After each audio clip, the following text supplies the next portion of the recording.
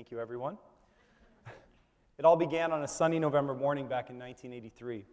A father and his 2-year-old son ventured into the Black Hills in search of trout. Those cold, clear waters of Pactola Reservoir relinquished the limit of rainbows that day and sparked a passion that would last for many years. That was my introduction into fishing, something I still really love today. Now, how many of you all love to fish? That is awesome. How many of you know someone who loves to fish, a friend or a family member? See, look at that. You guys are awesome. I have this belief that we are all somehow connected to an angler, and in turn, we're connected to their fishing stories. These stories, as they're known to all of us who've heard them 1,000 times, and to some of us who've told 100 or 2 ourselves, are valuable folklore belonging to a passionate contingent of anglers. Cultural and historic artifacts, if you would, from angling communities all around the world. These stories can be equal parts fact and, of course, fiction, often with little delineation in between, but their common denominator of success in captivating and entertaining audiences, I will argue, is the voice. I'm here today because I believe that all fish stories deserve to be told. And to get us started, I'm going to introduce you to someone special. This is Selvin Tollersrud. Selvin was a stubborn, hardworking Norwegian farmer-rancher from Spearfish, South Dakota. He was a World War II veteran, a master gardener, woodworker, angler, husband, dad, and my grandpa. As a kid, we'd visit the farm just for fun. 4-wheeler rides, haystack hide and seek, but as I matured, those visits became less frequent and also solitary. Grandpa was a man of very few words, so our conversations at his kitchen table would invariably lead to a little bit of awkward silence. But that was okay, because Grandpa knew just when to get up and go find a stack of magazine and newspaper articles that he had kept for just such an occasion. Not just any old articles, though. They were stories about fish and fishing. And then we talked. I'm convinced that Grandpa didn't keep all those articles around because he loved them so much, but more so because he knew that I would. After he died in 2011, I started to miss those conversations. I missed hearing his voice, and I had regrets for not asking him more questions while he was around, especially about his angling adventures. Those fishing stories are just a distant memory for me now. His voice will never be heard again. For the past 2.5 years, I've dedicated much of my time, effort, and money into recording angler voices and creating this free online platform that's dedicated to preserving them. Individuals making up this eccentric community have lined the fishing spectrum of perspectives and skill sets. Now, after pursuing this sport for over 35 years, I really thought I knew something about its participants. But what I'm coming to find instead is that with every new interview I conduct, with each new story that I'm told, I expand my angling horizons. I learn about people, their mentors, and their fishing buddies. I hear advice and wisdom that shape perspectives, inspire, motivate, and entertain. A lot of these stories are ripe with humor and adventure. Others are rated M for mature by the FCC. But all fish stories deserve to be told. Angler voices can help us sense the places they've been, the things they've seen, and the fish they've caught. I find a deeper appreciation for humanity, nature, habitat, friends and family through these stories and conversations, and yet, not all anglers believe their stories are worth telling. It's true. A veritable treasure chest of information and experience shrouded by a smokescreen of humbleness. The history and culture of this great community are cherished by anyone with a connection to it. Museums and archives exist all around the world solely to retain those physical relics of fishing. There are a few other organizations working at oral history preservation, too. Since 1993, the National Oceanic and Atmospheric Administration has accepted over 1,400 entries into their Voices program, many of which are about anglers and their lives. See, this is important to everyone in the fishing world because these stories are our legacies, not trophies, ribbons, money, gear, fish caught, or worst of all, obituary readings can even begin to define who we are as anglers. But more so, it's about the experiences, the relationships and memories that we create by being a member of this cohort. It's our ability to relive our adventures and bring others along for the ride that makes us so special. Fishing is a defining characteristic, and not many people are willing to admit to that. Like a philanthropist has their volunteer work, an athlete might have their victories, a mathematician or physicist has their proven theorems, we as anglers have our fishing stories. And you know what? It's okay to be proud of that. The amount of trust that's required to gain this type of access into an angler's life, though, is staggering. Especially if you want to record their voice, let me tell you. Their defenses can go up like a force field. Individual anglers are typically more inclined to keep these cherished memories to themselves, or just between friends, humbly proclaiming that they just don't have any stories worth telling. I've heard it more times than I can keep track of. Asking to record an angler is an intimate request.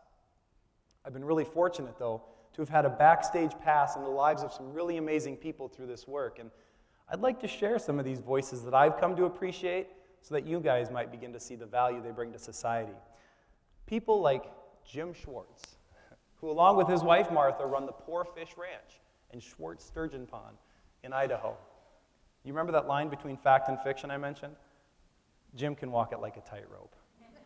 Sometimes I come out, especially if the sturgeon are jumping. Sturgeon like to jump up out of the water a lot, and pretty soon you'll probably be seeing somebody jump out of the water. Very few people know the real reason why sturgeon jump out of the water. And sometimes they'll jump completely out of the water, they'll jump straight up. Sometimes they rainbow jump like a dolphin. And I've found that nobody has been able to tell me the real reason when I ask them as to why they do that. The real reason that the sturgeon jump out of the water is because they don't have any hands. They have to jump up out of the water so they can flipper you off.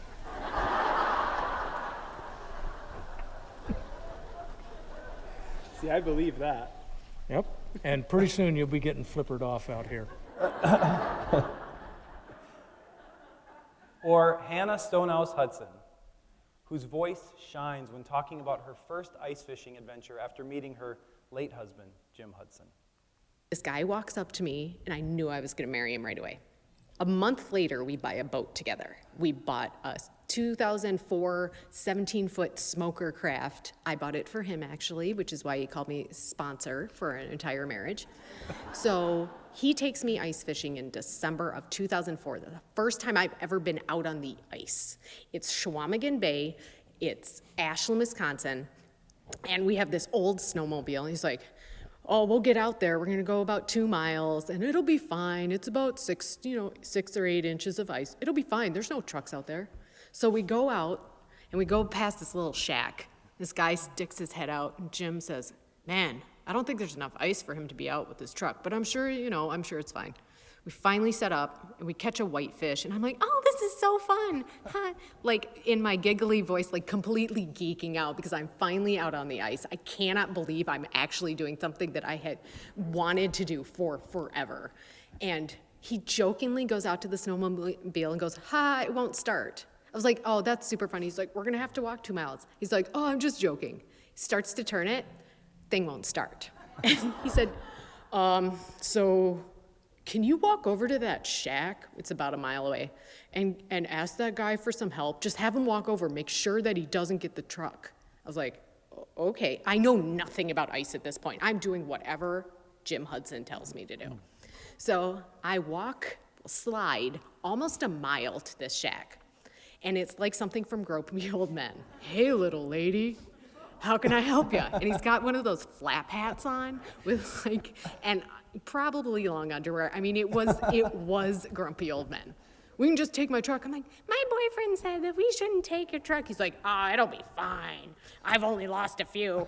I'm like, okay. We drive up. Jim is waving his arms, jumping up and down. I get out. All he does is run, spider cracking everywhere. Like, it is he thinks we're going in. And I'm just like, okay. And I just start running. But I'm sliding because there's nothing. The guy hooks up. He's like, hey, why are you panicking? It'll be fine. There's just crap everywhere. So I'm running. Jim is like, go that way. So I go away from the truck as they're driving by. The guy's like, yeah, this extra fuel tank is back is totally full too. I forgot about that. Maybe this was a bad idea. So we get to the landing, and my poor boyfriend at the time is hyperventilating because he thinks he's killed his girlfriend. I'm like, are we doing that again? That was fun. So that was my first time ice fishing. And I was, for lack of a better word, hooked. Completely hooked. I freaking loved it. I think you'll all agree no one can tell that story like Hannah can. And I think about all the other stories and conversations we're going to miss out on when these people are no longer around. The Recreational Boating and Fishing Foundation estimates there to be 49.1 million anglers in the U.S. alone. According to the Outdoor Foundation, fishing is the second most popular outdoor activity, next to, of all things, running. No offense, runners, but there cannot be that many of you out there. I know that. But these populations are aging. Each and every day, we're losing influential anglers, and along with them, their advice and wisdom.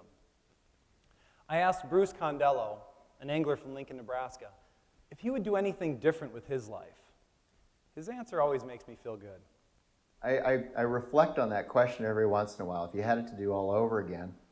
But then I try to take this to a different level. And I re-ask myself the question in a different way. And this is either going to make some sense to you or you're going to think I'm a lunatic. But how do I know I'm not 85? And this is that chance. So maybe I do have the chance to do it over again.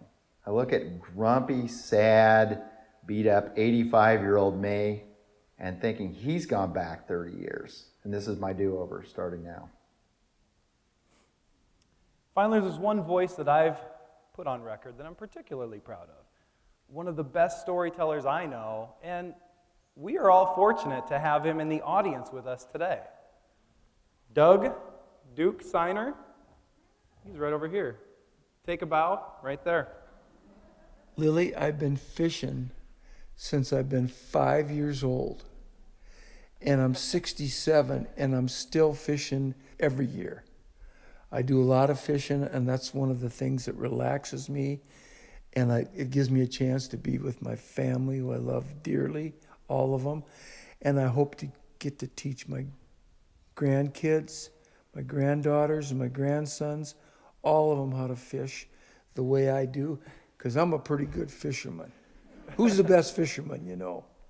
Both of you guys. That's great. Good answer. Yeah, me and your dad are pretty good fishermen. Believe it or not, that's the only picture I could find with him holding a small fish. I had to do that to you. I'm sorry. Imagine, though, being able to listen to your dad tell fishing stories anytime you want. Or your sons and daughters, grandmas, grandpas, aunts, crazy uncles. Whether it's about fishing or not, that's pretty special. Maybe you're beginning to believe that these voices can brighten someone's day, inspire others to act, alter perspectives, or heck, just spark a memory, create some joy. Maybe you're starting to think that all fish stories really do deserve to be told. So how do we begin to capture all these voices before they're no longer around? You could certainly ask for my assistance, and I'd be happy to drag my recording gear along for the ride, but I can't do it alone.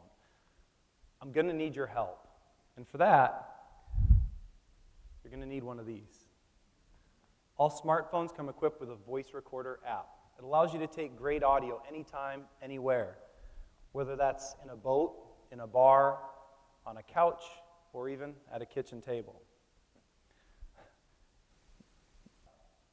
Pushing that record button is the easy part. It's what comes before it that might be a little bit more challenging.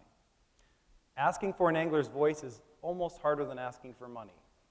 Rapport, trust, and a genuine appreciation must be ever present before getting that angler's voice on record. But if I can do it, anyone can, and all of you can too.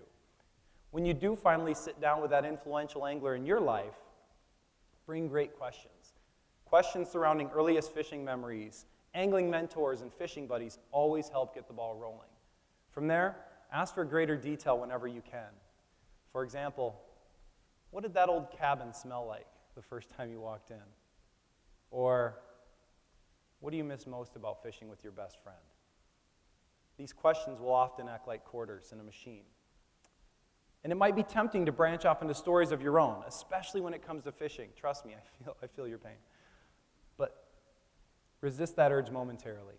Listen intently. Hang on every word. This will lead to more interesting questions and a more engaging conversation. And finally, when all is said and done, you have that angler's voice on record. Whatever you do, please share the wealth. Whether you're just sending the file electronically to your friends and family or uploading it for free to the Fish Stories archive at fishstories.org, you'll be capturing the legacy of someone really special to the fishing world. It'll give you a nice shot of dopamine every time you listen, knowing you did something great for this planet.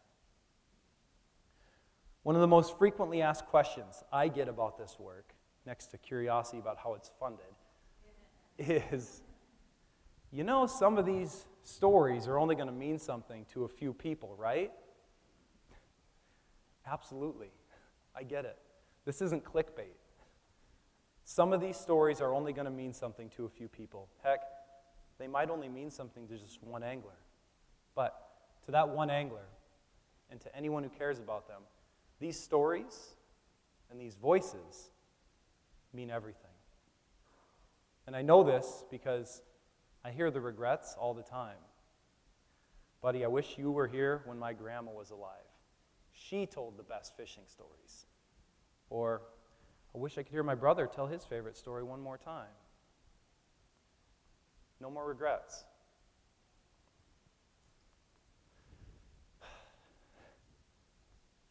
I want this to be a part of my legacy. But not just for me, for all of us with an important angler in our lives. This is about the great people of the fishing community and for those who care about them. It's about preserving a rich part of our history and heritage for future generations because the resilience of our fishing communities depends on it. We all know someone with a great fishing story to tell.